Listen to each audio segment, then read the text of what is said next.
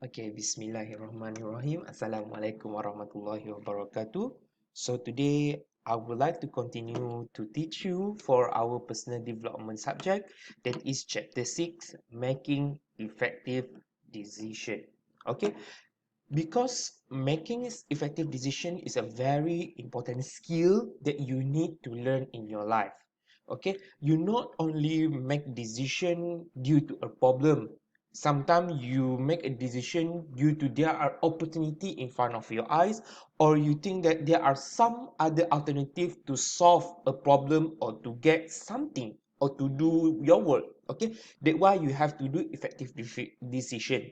It's not that all the decision is wrong or all a decision is right, but you have to choose the most effective decision that available. So I will teach you how to make an effective decision. Okay, so we will go to learning outcome first. So basically there are only two learning outcome in this chapter. Okay, first and foremost is learning outcome one, decision making. So we will know what is decision making and what is guideline in decision making. And second is the effective decision making process. So while doing a decision making, we need to go through a process, a systematic process, so that you will know that you can make a decision that you will not regret later. Okay, so first and foremost, we will go to decision making. Okay, so what actually decision making? Okay, just like I said before, decision making not only to solve your problem. Okay, it's only we can use decision making to grab some opportunity, or we can use decision making to have a something maybe alternative way how to do a work. Okay, therefore this is one of the general definition of decision making, the process of identifying and choosing course of action to solve a specific problem or to take advantage and opportunity. Okay, because in order for you to solve a problem, you need to come with a solution. Okay, when you come out with a solution, you have to make a decision which solution is the best solution. Therefore, decision making process is the root how to solve a problem and to take advantage of opportunity. There are so many opportunity out there. Therefore, you have to make a decision which opportunity will benefit you most. Okay, that is the definition of decision making. Okay, it compromise three element. First is decision objective. What is the objective? The decision that you take. For example, okay, decision A, the objective is to solve your problem. Decision B, to solve your problem and also gain some benefit. Decision 3, you solve a problem, but at the end of the decision, you will get some trouble. Therefore, you have three different decision objective. So which decision is the best for you? Okay, so you have to think and you have to take a decision which will benefit you the most. Okay, not all decision will give you a good benefit, but you have to remember that all decision will come with some reaction or something. Okay, second is alternative. Okay, just like I said before, it's not one way to do a work. Okay, through a decision making, you can have a lot of way or alternative to solve a problem. Okay, and lastly is a choice. Okay, decision is not is there are not only one decision or one choice only to have to solve a problem or to get an opportunity. Therefore, through this decision making, you have to choose the best choice that available that can benefit you in a long term. It's not only short term, long term.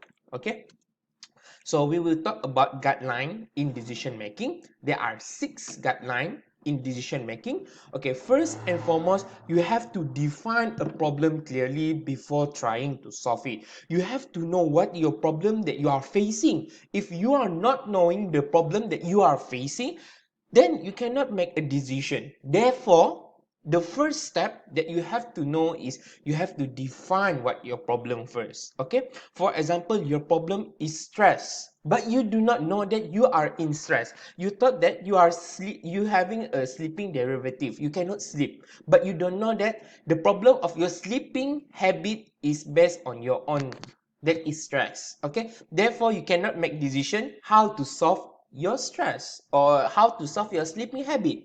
Okay, that's why you have to define the problem first. Okay, second is consider all the relevant aspect of particular problem.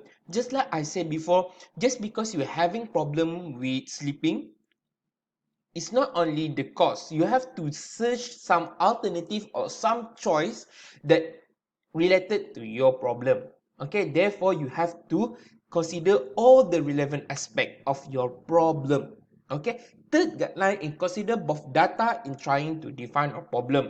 In order for you to define a problem, in order to you make a decision, you need to have a lot of knowledge. How you want to get a knowledge? You gather some data.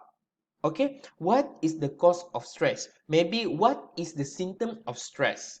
Maybe one of the symptom is sleeping, having a sleeping pattern that not really regular, irregular sleeping pattern. That's why you need to consider all the data and you have to gather data in order to make the best decision ever. Okay, spend a sufficient time and effort to determine the root cause of problem. Just like the first one, you have to define a problem. But in the fourth guideline, you need to spend a lot of time and effort more. Okay, because if you do not know what is the root of your problem, you cannot solve it easily. When you know the root of your problem, you are halfway to solve your problem actually. Okay.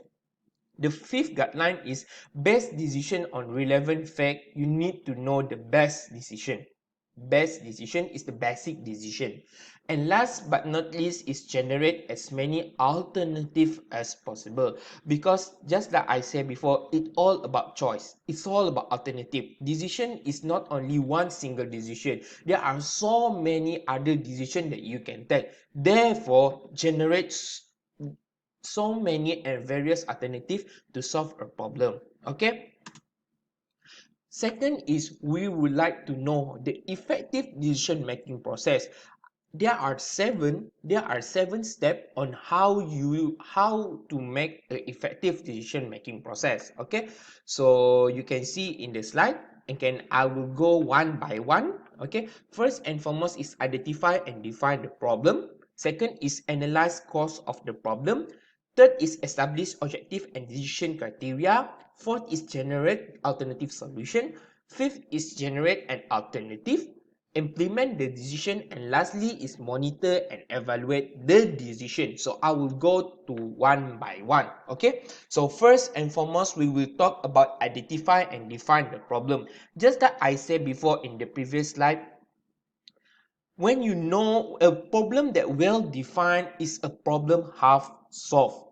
Just like they are saying goes, they are saying that there are a saying that okay, a problem that well defined is a problem half solved. So you have to know your problem first. If you do not know what your problem, you cannot solve your own problem.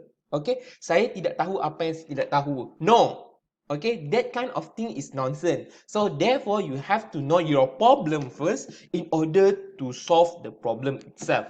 Okay, so problem identification is process of establishing some kind of problem exists when its symptom arise.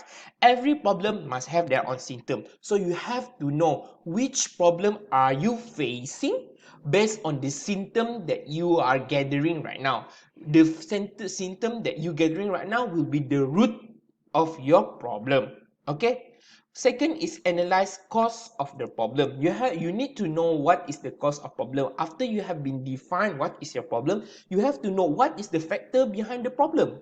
Okay, you need to analyze in order to know what is the cause of problem. Maybe you can use these two kind of way. First is brainstorm. You have to brainstorm first. You have to think. Okay, because right now our life is all about thinking. Okay, when you're not ready to think, then you don't know what is your problem. And one more is cause effect diagram. Okay, so I will show you what is cause effect diagram. Okay, cause effect diagram is a very simple diagram. Okay, just like this. Okay, you will, at the end of the diagram, it will be an effect. Okay, what is the cause of your effect? Okay, for example, the effect is budget submitting lab. Maybe the cause of this kind of thing is the people, lack of experience, material. Maybe when you're talking about in your perspective, we're talking about stress. Okay, we're talking about stress. When we're talking about stress, what is the effect or cause of your stress? Okay, maybe because you're having a not very good eating habit that will cause you to stress. Therefore, you need to know what is the cause of your problem first. Okay. Second is establish objective and decision criteria. You have to know that the decision that you make will solve or not your problem, and all the decision that you make, you have to know what is the effect of the problem itself. Okay, and next is generate alternative solution. Always come up with plan B. Okay, because we don't know that our decision will solve or not our problem. Therefore, it is the best to come out with a lot of plan so that all the plan can back up all decision that you will make. Okay, therefore you will not feel regretful, or you will not feel regret about the decision that you will take.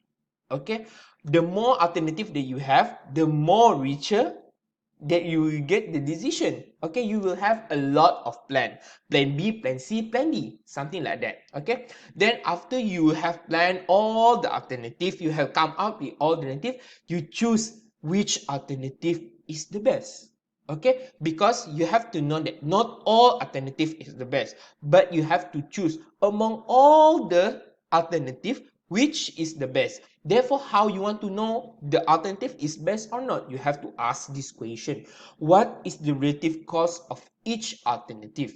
Okay, for example, how to solve my stress?